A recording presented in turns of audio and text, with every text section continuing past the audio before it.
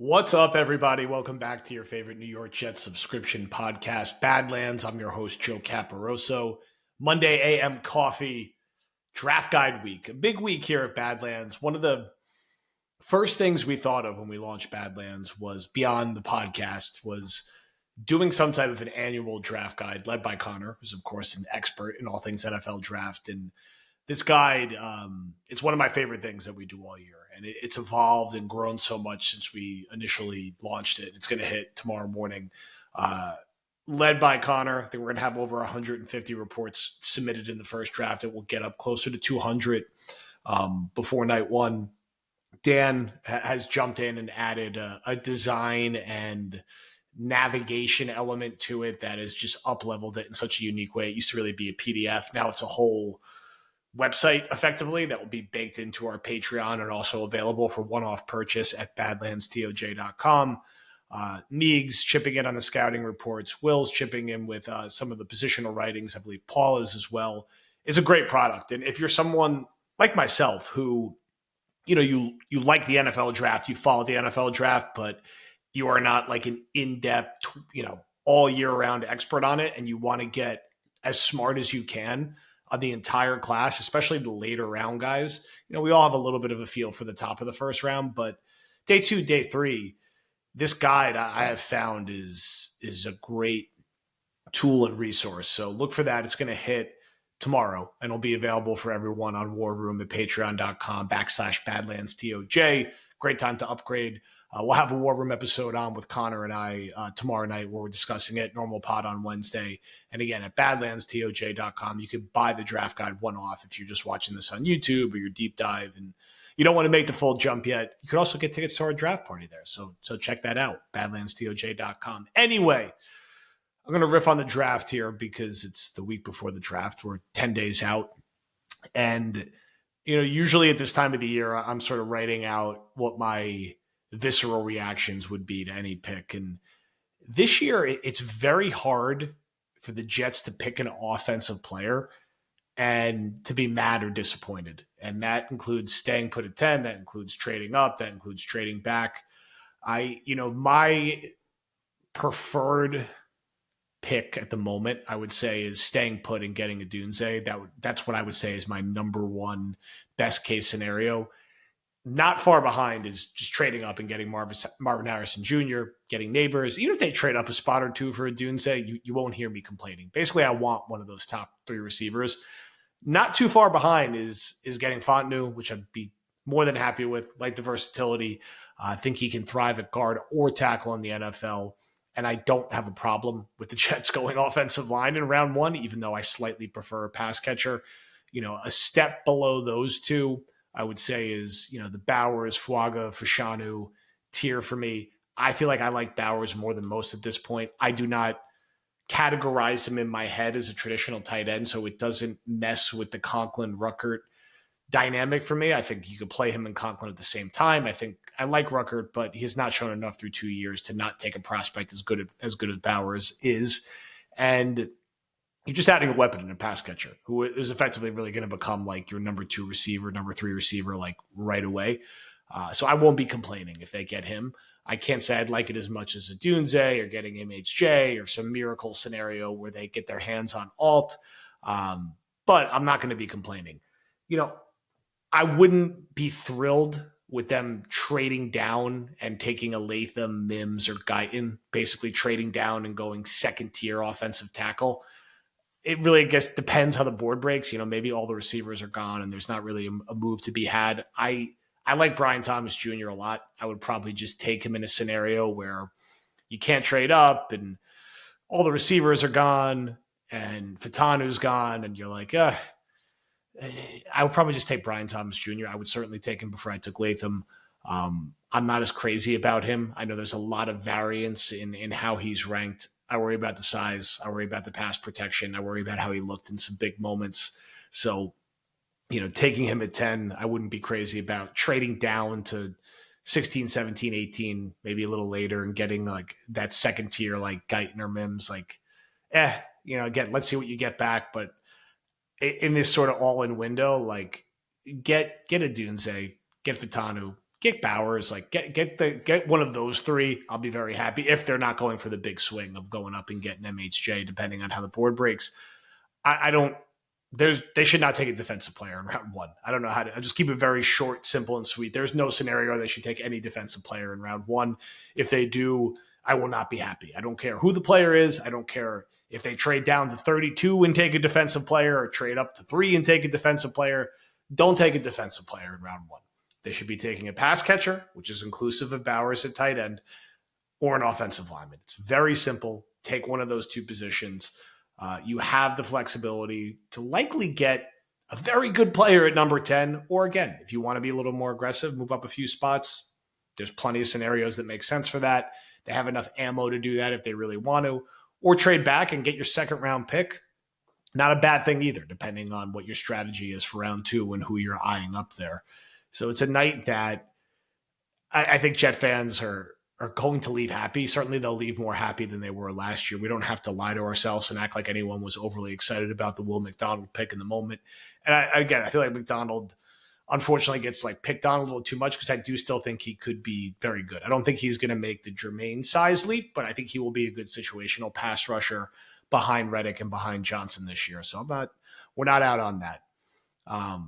But at this stage, smoke screens, the Jets haven't even been like, the chatter's kind of just been like all over the place with them. Early in the process, there was a lot of Fuaga. That has died down understandably after getting Tyron Smith, after getting Moses. Since then, it's been, a mix of Bowers and Odunze sort of seemed like the most common picks where a lot of the chatter is, still some Fatanu, still some, Fashanu a little bit, not really, some trade up smoke, but it's kind of all over the place. It doesn't remind me of other recent years where, last year, Broderick was kind of like this consensus pick that we all thought and were hoping that they were going to end up with. And if it wasn't him, was it going to be JSN? Those were, I felt like, the two names that we're talking about. Really, nobody was talking about McDonald. You go back a couple of years to when they had all the early picks, and a lot of us were, on Icky, and we're surprised ultimately it was Sauce that, of course, was the right move to date. Very happy that they got Garrett. I think he was a pretty popular mock pick for them, but to get him was exciting. And Jermaine, of course, was a guy that some people thought the Jets were going to take at 10, and they ended up getting him in the 20s, which, that night was particularly exciting for Jet fans. The Zach Wilson pick was pretty telegraphed for a long time. There was no surprise there. And going AVT as well it was pretty clear the Jets had a lot of interest in him, and I'm still happy they went and got him, even though, again, the injuries have been frustrating to date. So this year, it's hard even like doing the percentages. I think it's 70-30 that they probably go pass catcher versus offensive lineman. I guess if I had to handicap it, I think Odunze and Bowers are probably the top two right now. I'd put them both at like 25%. And that's Odunze at 10, which if I think he's there, they're taking him 100%. Not 100%, I shouldn't say that. Maybe like 75%. I could also see them going up 2 spots to get him. So I think leaving with him, leaving with Bowers, I'd put 25%, 25%. Fatanu, Fuaga, maybe they're each like 15% or something. That gets you to like 80. A trade up for one of the other two receivers, is that like, or for Alton, maybe, a trade up in general, is that maybe like 10%? And then a trade down, is that 10%? And in that trade down, are you getting a Fashanu, a Latham, a Mims? I should throw Brian Thomas Jr. in there. They may trade down and target him, and they may even like him enough at 10. And there's a lot of names that you could throw out that you could see them leaving with, which is what makes this such an interesting year. Like, there's a world where the Jets leave with like 11 different players in round 1, right? They could trade up theoretically. There's been enough chatter where you can say, look, they might trade up for MHJ or Neighbors. They might stay put or trade up for Odunze. They might stay put or trade back for Brian Thomas Jr. So there's 4 different receivers you could see them ending up with in round 1. They could just stay put and take Bowers. They could trade back and take Bowers. There's a 5th pass catcher that credibly you can see them ending up with. At offensive line, could be Fitano, could be Fuaga, could be Fashanu, could be Alt in a miracle scenario, could be a trade back for Guyton, Mims, way back for Jordan Morgan, maybe Latham. That's like 10 players right there that we're talking about between offensive line and pass catcher. I don't think there's any scenario they take a quarterback in round one, and no, I don't think there's any scenario they take a defensive player in round one. But we're talking about like 10 or 11 different guys that they could credibly end up with. So, as it sits where we're recording this, and we'll talk more about this in More Room and in the pod, and then next week when we're doing this iteration of these episodes, Odunze for me feels like the best match of availability, need, fit. All four of the receivers really bring something unique and special to the table. I like how well-rounded and pro-ready his game feels. I think the Keenan Allen comp is generally on point. We know the Jets were interested in Keenan Allen. I think that type of style, opposite of Garrett Wilson, moving all over the formation and doing all the unique athletic things he does, is a really nice mix and nice insurance while Mike Williams gets himself back. It's also just great value, like to get a guy that talented at 10. If you don't have to go up to 7 or 8 to get him, I mean, you're ecstatic if you're a Jets fan. And that's why for me, he's my guy at this moment. Now, again, I love the speed and the home run ability of a guy like Thomas Jr. I think he's going to be great at the next level. Like if the Jets get him at 10, I won't be complaining. I'll be very excited about what he could bring to the offense. A baby step below Dunze, but not a pick that you're going to complain about. And again, I feel the same way with Bowers. I think the discourse is going to be a little bit insufferable if they end up with Bowers, but I think he's going to be very good, whether it's on the Jets or whether it's somewhere else. And again, you can play 12 personnel. You can move people around, and he's a very different player than what Conklin and Ruckert are. And Conklin and Ruckert are okay. They're not like world beaters at tight end to the point where you don't take this guy who's kind of a hybrid tight end receiver again. There's these positions all kind of bleed together now. Receiver, running back, and tight end.